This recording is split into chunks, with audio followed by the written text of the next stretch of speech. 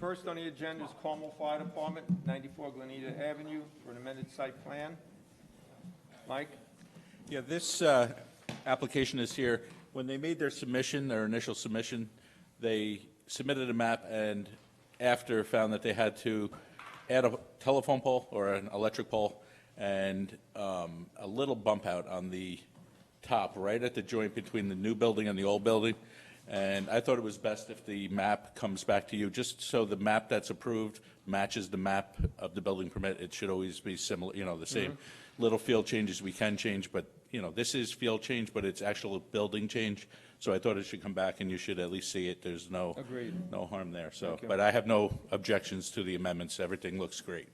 Great, thanks. Rich? Yes, the proposed site work does not impact the previously approved site plans. All engineering comments have been addressed. There are some other minor comments in there regarding permits and referrals, but they're aware of them. Thank you. Pat? I agree with Mike. There is a building modification that's proposed. It's not technically a field change. So this should have come to you. It's appropriate to come to you. No issues, no concerns. We recommend you move forward with this. Okay.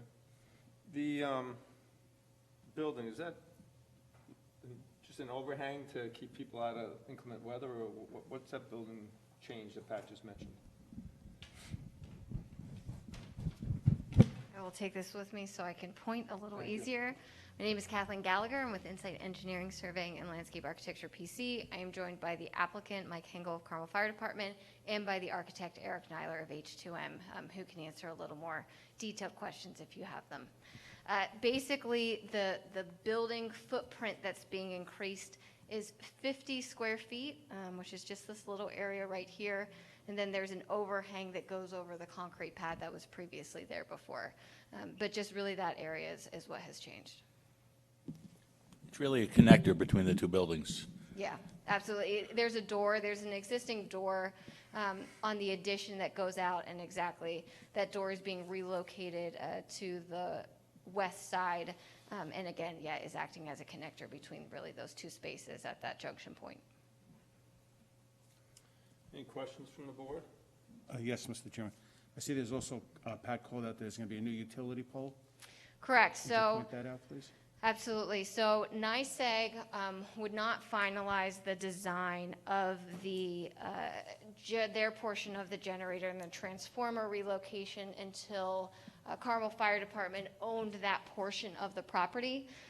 That occurred earlier this year, and we've been able to work with them to finalize their design. So there's an existing utility pole on the TD Bank parcel, and originally the drawings had shown that pole connecting directly into the transformer because it's located right on the property line. NYSEG is requesting an intermediate pole to be placed in between these two locations to make that connection, and we're able to do that for them. Okay, so it's not an additional pole, it's an additional pole, not a replacement of a pole. There was a pole existing on site on the Carmel Fire Department parcel that was shown to be removed. So in theory, it is kind of a relocation of that pole, but we didn't anticipate having to relocate it since this pole was right against the property line. Will the services be overhead, or are they going to go underground? It will be overhead from pole to pole, and then everything will be underground. So there will be some new excavation then, correct? For From this, the new pole to the transformer? yes. And that was, again, we don't typically show all the electrical configuration when we do site plan drawings. We are showing them on these drawings for your information just because we do have that at that point. But really, the majority of the underground information is, you can see that there's a line from this utility pole to the transformer, that's underground, and then everything that's coming into the transformer and again into the building, that's all underground. Okay, thank you. And then when you're done, you're going to blacktop, restruct the parking lot? Correct. So the item that we did not originally show on here related to the parking lot was there's existing parking spaces within the front, and then we were proposing additional parking spaces within the center. Just for aesthetic reasons, we'd like to seal the entire parking lot, put back the existing spaces in kind. Total number of spaces do not change. It's more just an aesthetic reason. Good, it'll look nice. Other questions from anybody? I think in this case, we could probably look to waive the public hearing. They've been in front of the board a couple times before. There's really no major, I mean, I think there's improvements here tonight. Nobody showed up last time The either, pub- the to be public- honest. We had a public hearing. Correct. Previously, I don't I think would there's agree. anything here that would change that. Otherwise, normally I wouldn't waive a public hearing. But do we have a motion to waive the public hearing? I'll make a motion to waive the public hearing. I'll second. All in favor? Aye. And Pat, then would you prepare a resolution? Yes, sir. Thank you. Mike, thanks. Thanks, everybody. Thank you very much. We appreciate your Have a time. nice night. Nice job. Thank you.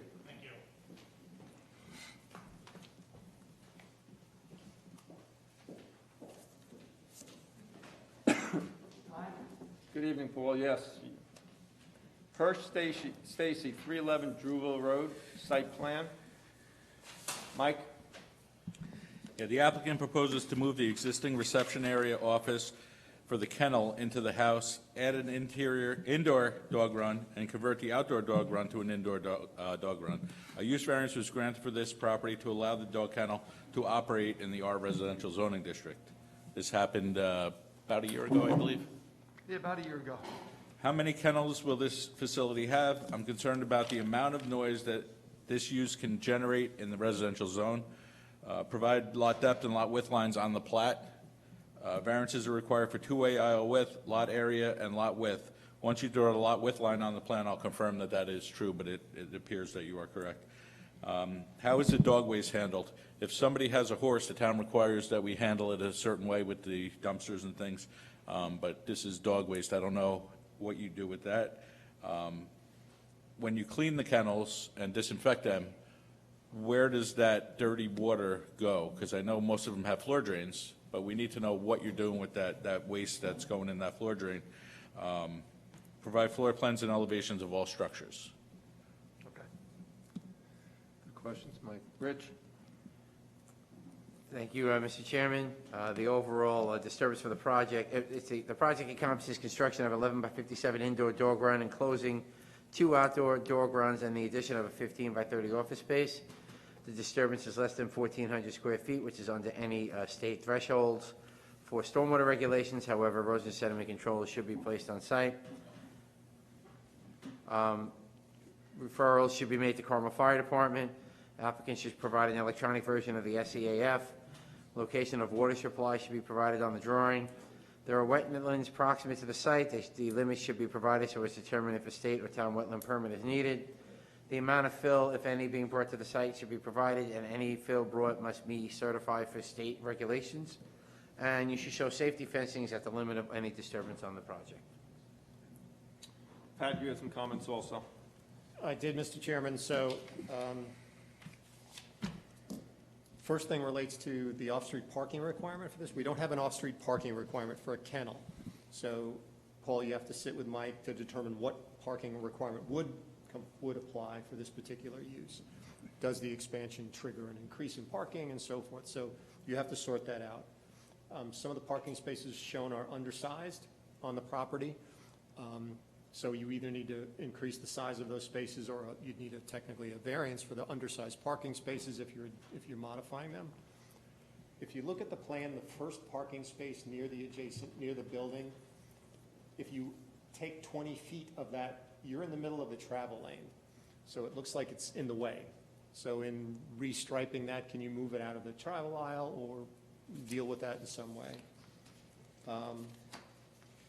Mike touched on some of the significant issues. Is this sort of an increasing of the intensity of the use of the site? Is that what's happening here? Are there 100 more dogs? Are there 10 more employees? Is now there veterinary services going on in the building? So we need to sort of understand why this is being done and how the intensity of the use of the facility is changing. A question, Paul, the dog run extends to the rear. On the map, there's a retaining wall along that rear area. It appears as though the dog run is penetrating that retaining wall and into that steeply sloping area. That seems odd to me.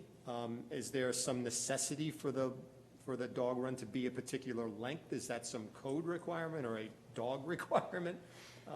Why do you have to poke through that wall? It can be shortened up. That was just. It just seems odd that you're poking through a wall that's probably been there for a long time. But yes, that could be shortened up.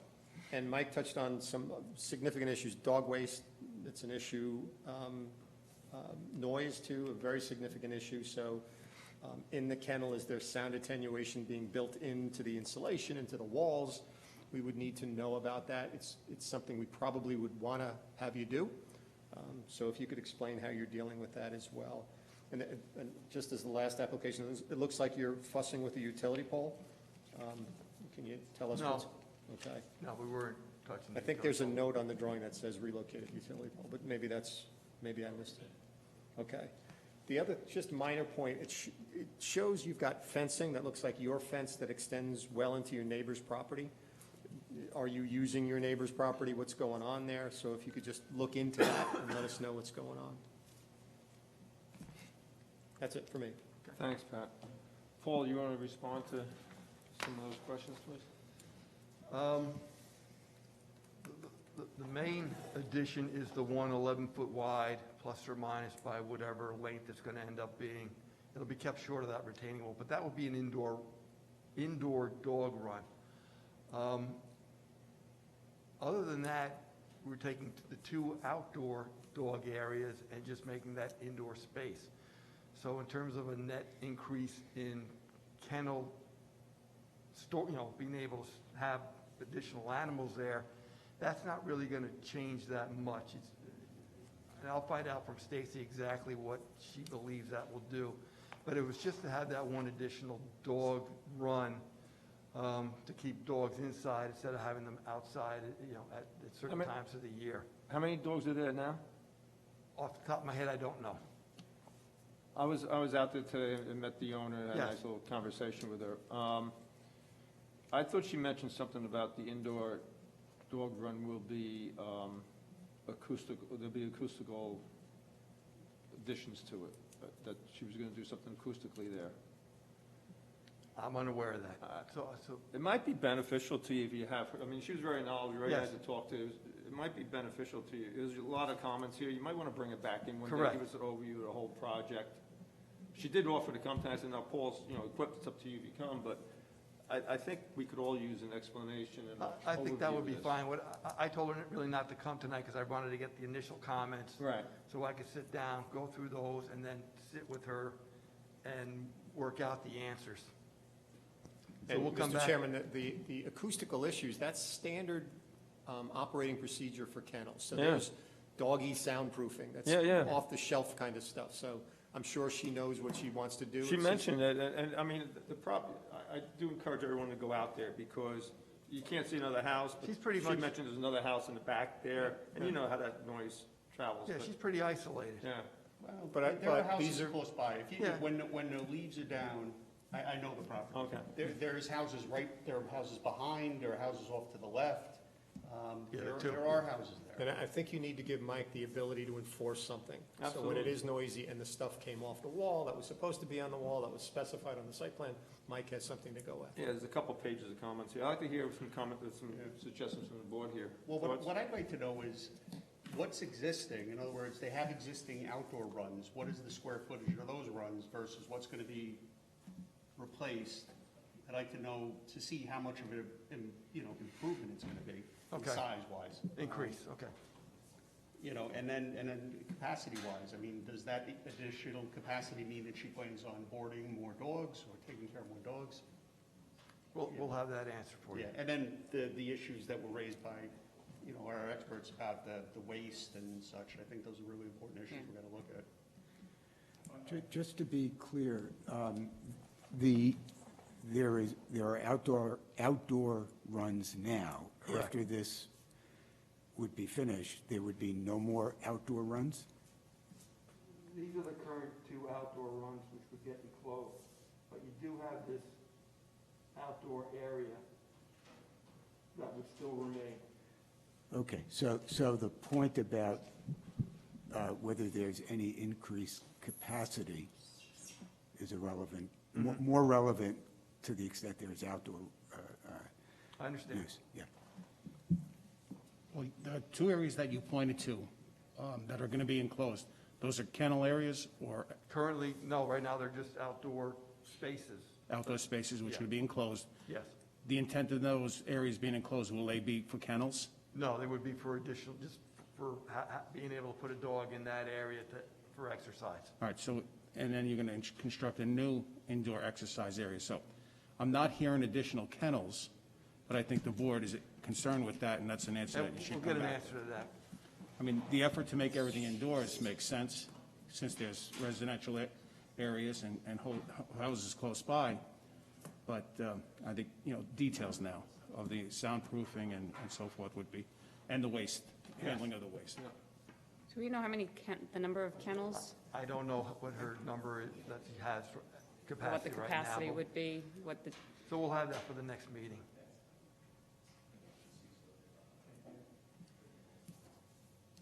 Any other questions? I think we left you with a lot of good comments that you can work Yes. on. I think we covered a lot with that.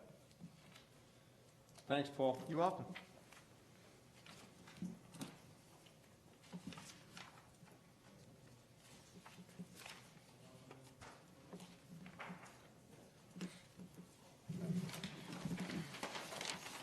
Next on the agenda is Old Forge Estates, Baldwin Place Road, extension of preliminary subdivision approval. Mike, did you have any comments on this? I don't. It's an extension. I have no objection. It's a preliminary approval. Rich? Same, no objection to granting the 180-day extension on the preliminary approval. And Pat? No objection, Mr. Chairman. Any comments? This is a 6-month extension? Six month, right, preliminary? Only question I had was relative to the language in the original approval, for preliminary approval, Resolution. the resolution. The resolution inadvertently stated that the road was not going to be offered for dedication, and our plan is to offer the road for dedication. And what that has caused is that the attorneys who are giving proposals on preparing the HOA are incorporating that into their price, that they're going to have, it's going to be a private road when that's not our intent. So we'd just like to have that language. Wasn't there an issue with water, didn't a road cross over?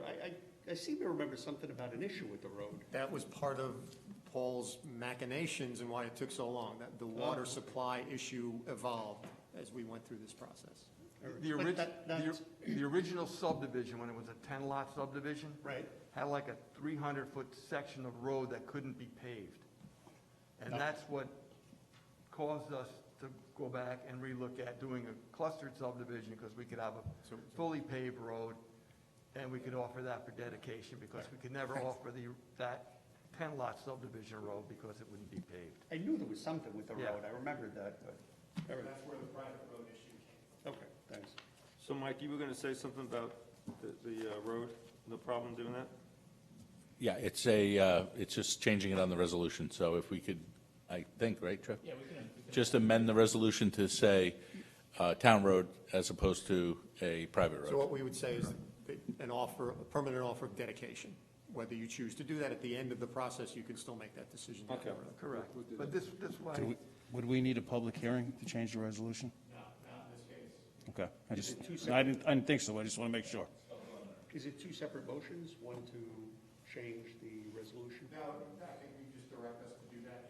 It's ministerial. So that's fine, please do. All right, then we need a motion to grant the preliminary subdivision approval for 180 days, 6 months. Yeah, I'll make the motion to grant them the 180-day extension on the preliminary approval. I'll second. All in favor? Aye. And Pat, will you amend the resolution? thank you very much. Hey, Paul, just to make sure that we don't go through this, what we did with the other subdivision over on, that is meeting the town's criteria with the depth of item 4, all the different layers of asphalt that are needed, binder, top course, the whole thing? Correct, and I sent you that email, which you probably forgotten about it already. But I did send you that email, I can resend it, where we specify what the steps were. Okay, as long as the For your drawings reflect it, that's verification. what matters. So when it Yes. gets built correctly. Yes. Paul, are they going to be moving forward with this project anytime soon? Oh, yes, I mean, Oh, great. yeah. That's good. They're, we would have been farther along if we didn't have this glitch with trying to get the HOA formed and the transportation, the Transportation Corporation formed for the Sewer Works Corp. Or whatever they call that. So that's a priority, because I can't get this New York State DEC to review the septic collection system, the sewer lines, manholes, and the pump station, until they have that paperwork in place. So it's just been a, Great. headache. But Okay. thank you. Thanks, Paul. Also, the minutes of April 28th were distributed by Rose. Do we have a motion to approve those?